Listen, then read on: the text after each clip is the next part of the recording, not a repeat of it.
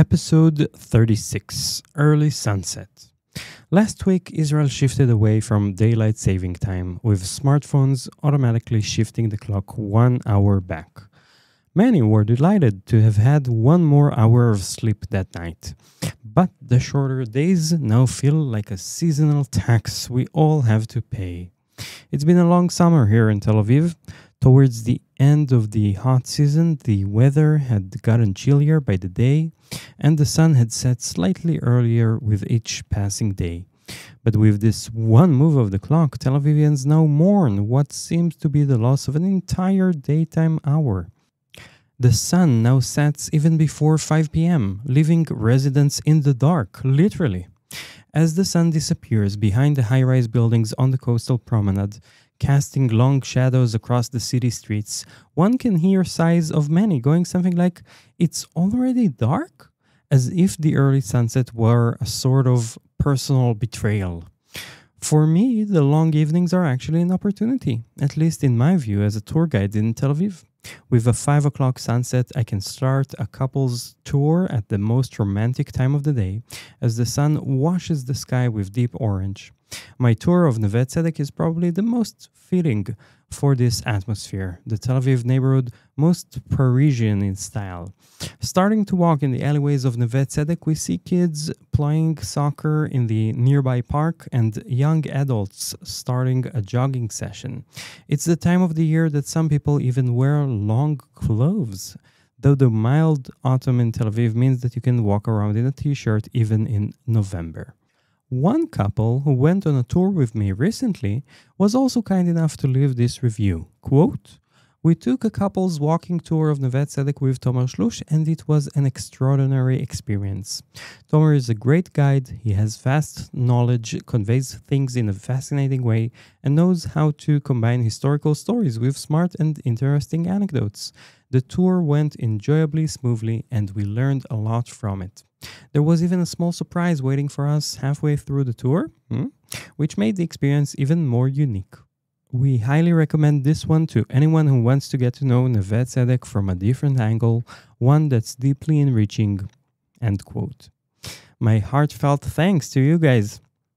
Cycling by the place where I handed that sweet couple the surprise which they mentioned in the review, I was thinking about how the early sunset of these days carry a reputation problem. We complain about the end of the day coming too soon, stealing our daylight hours, forcing us indoors when we'd rather be outside. But with the days passing by, Tel Avivians quickly adapt. We will grow to appreciate these magical, romantic hours when the sky deepens to indigo and the streetlights start to flicker. The rhythm of the city changes in these moments, making it simply cozier. My name is Tomer Shlush, and I've been guiding tours in Tel Aviv since 2008. I started out of fascination with my family history. The Shlush family was one of the founding families of Tel Aviv. My ancestors built this city, and I'm telling its story. The best way to get to know Tel Aviv better is by purchasing one of my audio tours. Here's one way to do just that. The Joseph Hotel in Jaffa was opened in 2021 in a refurbished building famous for being the headquarters of the leading Israeli firm for polls. Back in the 1990s and the early 2000s, this is where first exit polls were analyzed, and from here came out the forecast of who's going to win the Israeli elections. It's located on Jerusalem Boulevard, the main artery of modern Jaffa, built in the start of the 20th century, copying the style of European cities. Across the nearby square is also a Reform synagogue and a community center, so it's more of a neighborly atmosphere surrounding it, in contrast with the hotels centered in the touristic areas of Old Jaffa. The hotel's design is more minimalistic and modern, quite different from the ones in the area of Jaffa's flea market, which are designed in a more classic Middle Eastern style. Prices are much more affordable for a night's stay, and you'd also enjoy the in-house self-serviced coffee bar that also has treats such as seasonal fruit, cakes and cookies, and complimentary wine in the evening hours. Staying at the Joseph Hotel, you're ideally located to experience my tour of Jaffa's American German colony. Perhaps around 4 p.m., you indulge in the hotel's treats, and right afterwards, you come outside to see the magical hour of the day slightly before sunset. After a 10-minute stroll along Jerusalem Boulevard, you'd find yourself at the starting point of the audio tour near Gesher Theater. This audio experience is a bit off the beaten track, as the story behind the American German colony of Jaffa isn't well known in Tel Aviv, or indeed in Israel. So even locals might find it difficult to explain where exactly it is and what's interesting about it. The colony started with a group of more than 100 Americans who came to settle in the Holy Land in preparation for the second coming of Jesus Christ. The homes built by the Americans were later sold to German Templars, and the looks of the neighborhood today make it feel like it's completely taken from somewhere else. In this audio tour, I share the secret stories behind the silent facades of the historical buildings. Stories of love and devotion, as well as strife. At the end of this short audio tour, less than an hour, you'll be back near the starting point and you will have the opportunity to check out the chic Noga neighborhood, filled with trendy coffee places, artisanal workshops, and fashion galleries. You can make sure you've downloaded my Jaffa's American German Colony audio tour before you head out, or you can download it on the go if you're set with a data package allowing for uninterrupted internet access.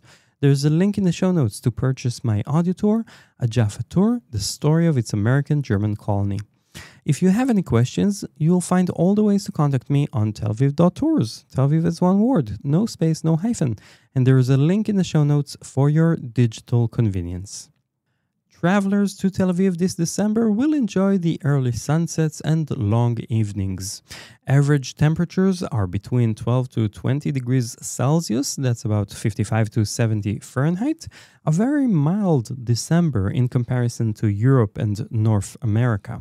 You can actually see people still going to the beach during the month. Tel Avivian swimmers and surfers can continue with their favorite hobbies with only minor adjustments. Are you coming to Israel in December 2025? Watch out for some major events happening towards the end of the month. The most significant event is Hanukkah, the Festival of Lights. Jewish holidays are scheduled in accordance with the Hebrew calendar, which is somewhat correlated with the international calendar, so dates shift slightly from one year to the next. This December 2025 will see Hanukkah starting in the evening hours of Sunday, December 14th, with the lighting of the first candle of the menorah. One more candle will be added to the menorah with each passing day until the holiday will culminate on the 8th day of Hanukkah, Monday, December 22nd, 2025. Hanukkah is celebrated in commemoration of the Jewish triumph over the Greek Empire. The Greeks ruled the land of Israel in the 2nd century BC. They put forward restrictive laws against Jews and desecrated the Second Temple in Jerusalem. The Jewish fighters known as Maccabees rebelled and went on to win the war against the strongest empire in the world at the time, creating in the land of Israel the Hasmonean Kingdom. It was the first Jewish state since the Kingdom of Judea, headed by the dynasty of biblical King David. To this day, the Hasmonean Kingdom is highly regarded as the last instance of Jewish sovereignty over the land of Israel before modern Israel was established. This year is extra special as the State of Israel has existed for 77 years, which is exactly how many years the Hasmonean Kingdom has existed almost 2 millennia ago. The Maccabees purified the Second Temple in Jerusalem of paganic symbols and re-inaugurated it. Inauguration in Hebrew, Hanukkah, hence the name of the holiday. What makes this holiday into a festival of lights is the miracle of Hanukkah. As they reclaimed the desecrated temple, the Maccabees found the golden menorah that used to be lit in religious services, but only a small container with little olive oil, enough for just one day. Miraculously, the oil lit the menorah for 8 full days, and that's the reason for the 8th-day celebration. The fact that oil makes an appearance in this story is only an excuse to eat sufganiyot, plural for sufganiya, and you should use the plural since one is simply not enough. A sufganiya is a donut fried in deep oil, filled with jam or chocolate, and sprinkled with sugar powder. Latkes, a savory potato pancake which is also fried in deep oil, is another traditional Hanukkah delicacy. Unlike the high holy days, Hanukkah doesn't bring the city to a standstill. Businesses, restaurants, and attractions remain open with regular hours and public transportation operates normally. However, schools are out for the entirety of Hanukkah and it's time for families to participate in festive events. This year we'll see yet another edition of the Festigal, a long-lasting tradition Israeli kids anticipate each Hanukkah. It's a large-scale music and dance performance in participation of major Israeli singers and actors popular among school kids. Major theaters in the city will also hold special matinees, while other public events are expected in museums and community centers across town.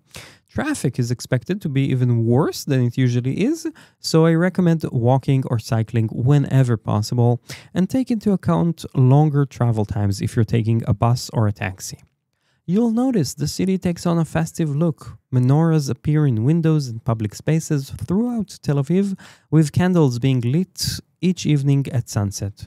Families gather to light the menorah together, enjoying sufganiyot, while hotels and public squares host candle lighting ceremonies that visitors are welcome to attend. While Christmas and New Year's aren't Jewish holidays, they are still also celebrated to some extent in Israel. I'll talk about that in the next episode. Thanks for listening, and you'll hear from me again when the next episode comes out next week. Until then, I am Tel Aviv tour guide Tomer Shlush, signing off and hoping to see you soon in Tel Aviv.